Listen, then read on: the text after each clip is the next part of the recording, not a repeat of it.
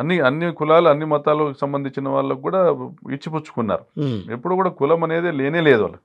మరి ఎందుకు వచ్చింది ఆ మాట అసలు బయటకి ఎందుకు వచ్చింది అంటారు? దుష్ప్రచారం అంతే. ఇప్పుడు ఓవరాల్ గా అందరం కలిసి కడప జిల్లాలో ఉన్న సమన్వయం ఐక్యత, లేదేమో అని అనిపించింది. కడప జిల్లాలో ఎమ్మెల్యేలో ఉన్న ఐక్యత మా జిల్లాలో లేదు. అది నిజమే కదా. అది ఒకటి అసంతృప్తి, అదొకటి. ఇప్పుడు మాకు కూడా నేను అన్నిటికీ దించి నేను ఎవరిని కూడా ఏ స్థాయి వాడిని కూడా నేను ప్రేమిస్తే వాళ్ళకి గులాం అవుతాను, సలాం చేస్తాను. నేను ద్వేషిస్తే ఏ స్థాయి అయినా వ్యతిరేకిస్తాను. ఓకే, ఇది నా నైజం.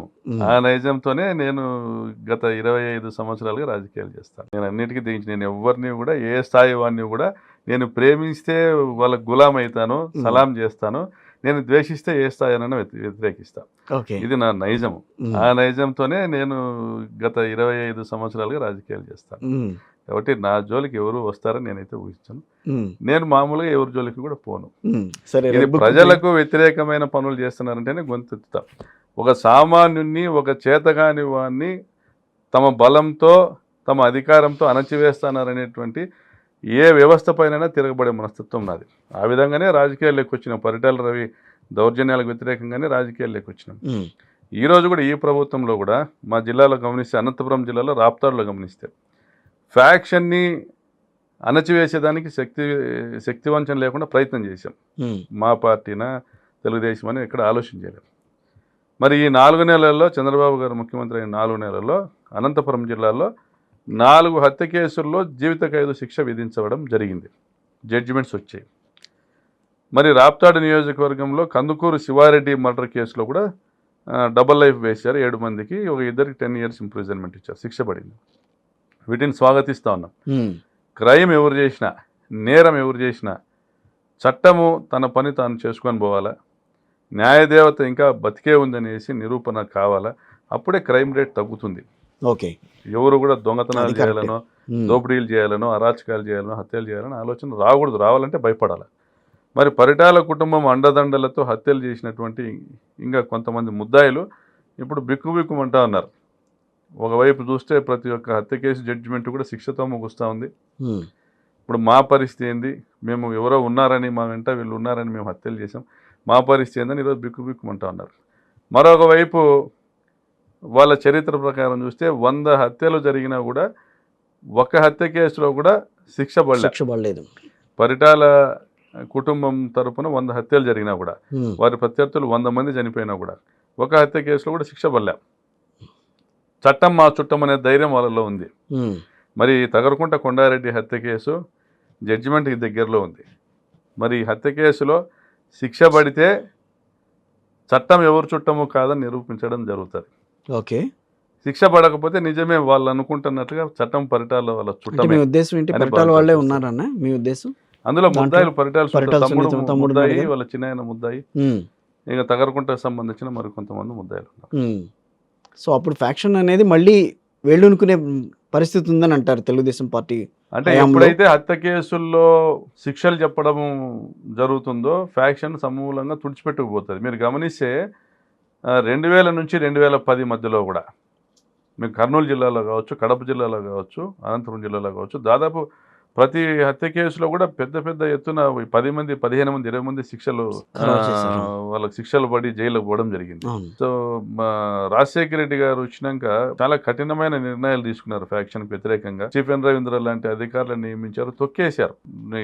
ఒక ఫ్యాక్షనిస్ట్ వెనకాల ఎవరు పోకోకుండా కూడా చర్యలు తీసుకున్నారు. సో అటువంటి పరిస్థితి ఉండాలి. సామాన్యుడు అర్ధరాత్రి పూట కూడా స్వేచ్ఛగా తిరగాల, స్వతంత్రంగా తిరగాలి, ధైర్యంగా తిరగాలి. 2019 నుంచి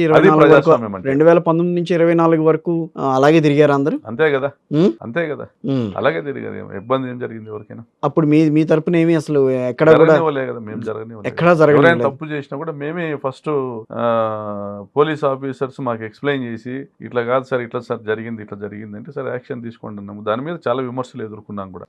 మా పార్టీకి సంబంధించిన వాళ్ళతో మేము చాలా విమర్శలు ఎదుర్కొన్నాం. మమ్మల్ని వెనక్కి వేసుకోలేదు ప్రకాష్ రెడ్డిని. దానివల్ల కూడా కొంత నష్టపోయింది. అనంతపురం జిల్లాలో పార్టీ ప్రత్యేకంగా రాప్తాడులో మళ్ళీ పార్టీ పైకి వచ్చే ఛాన్సెస్ ఉన్నాయా?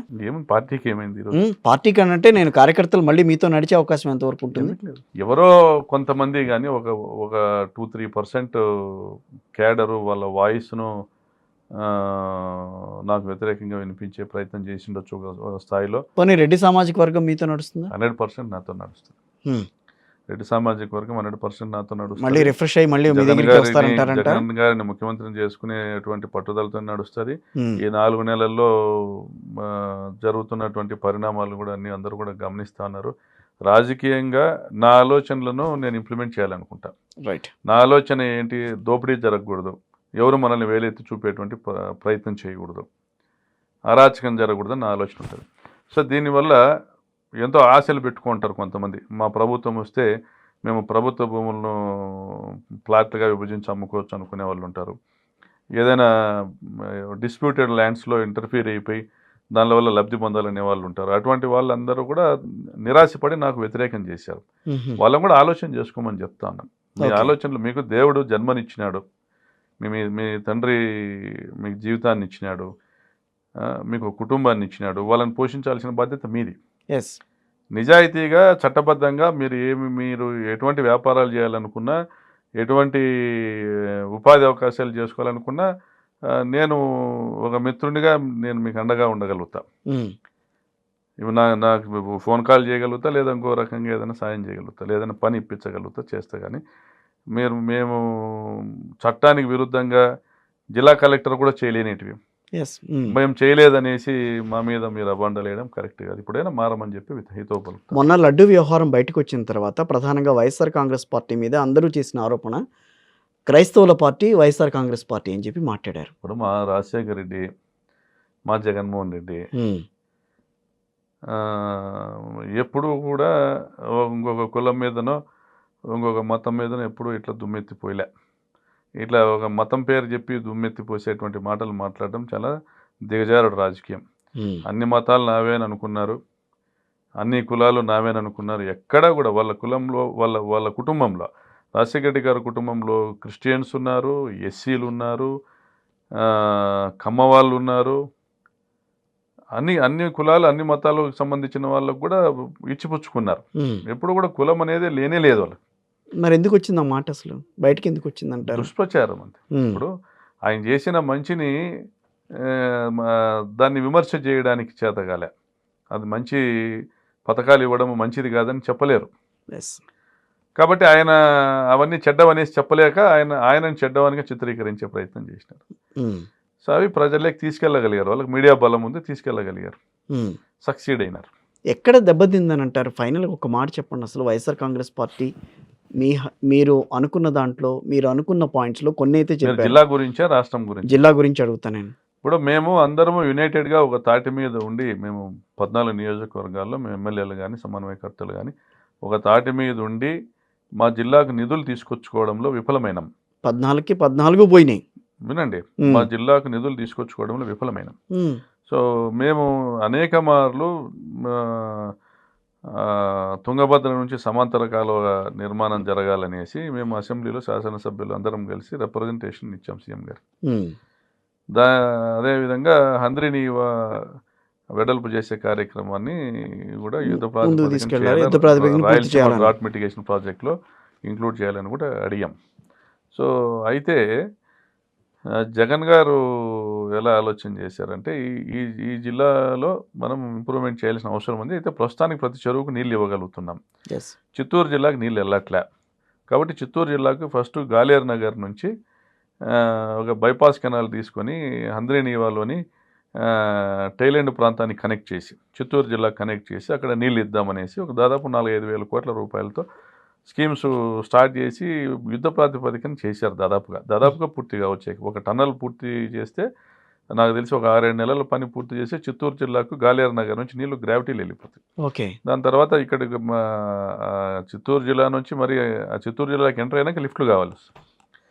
అయితే దానివల్ల మాకు ఒక అనంతపురం జిల్లా నుంచి దిగువకి ఇవ్వాల్సిన, చిత్తూరు జిల్లాకి ఇవ్వాల్సినటువంటి నీళ్లు హంద్రీనివా నుండి ఒక 11 టీఎంసీల నీళ్లు మాకు ఆదా అవుతున్నాయి ఓకే. అనంతపురం జిల్లాకి.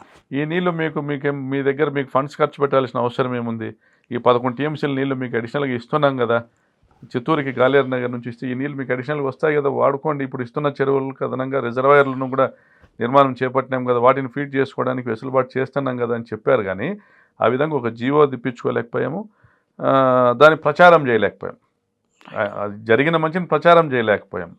సో మేము ఎంతసేపు మాకు హంద్రీనివా వైడనింగ్కి ఫండ్స్ ఇవ్వలేదనో లేదంటే హెచ్ఎల్సి మోడర్నైజేషన్కి ఫండ్స్ ఇవ్వలేదనో, మా రిజర్వాయర్స్కి ఫండ్స్ ఇవ్వలేదనో, లేదా హెచ్ఎల్సి ప్యారలల్ కెనాల్ కోసము మనం శాంక్షన్ చేసుకోలేకపోయినామనే అసంతృప్తి మాలో ఉండి మేము పాజిటివ్గా జరిగిన మంచిని చెప్పలేకపోయాం. రెండవది, రోడ్ల నిర్మాణానికి సంబంధించి నేషనల్ హైవేస్ ఉన్నటువంటి కాన్స్టిట్యున్సీల్లో నేషనల్ హైవేస్ ద్వారా ఫండ్స్ బాగా తెచ్చుకున్నారు. ఓకే. ధర్మవరం కానీ, పుట్టపర్తి కానీ, కదిరి బైపాస్ కానీ, ముదుగు బైపాస్ కానీ, మరి పుట్టపర్తి నుంచి ముదుగు